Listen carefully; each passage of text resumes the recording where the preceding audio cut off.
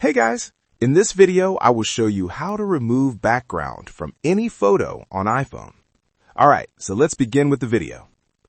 To get started, open the Photos app on your iPhone and navigate to the photo you want to edit. For example, if you want to remove the background and keep only the subject, such as a person or object, this method works perfectly. This feature is available on iOS 16 and later. All you need to do is press and hold on the person, animal, or main object in the photo. Once the subject is detected, it will be highlighted and you'll see a few options appear. From here, you can tap Copy.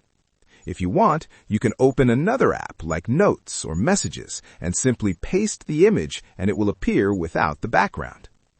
If you'd rather save the image as a new file with the background completely removed, go back to that photo, press and hold on the subject again, then tap the Share button. Instead of sending it to someone, choose Save Image. Once you do that, the image will be saved to your Photos app as a PNG with a transparent background. When you tap on Share, you'll see that only the subject remains, with no background at all, and you can share it or print it however you like. And that's it. So that is how you can remove background from any photo on iPhone. So that's all for this video. Thanks.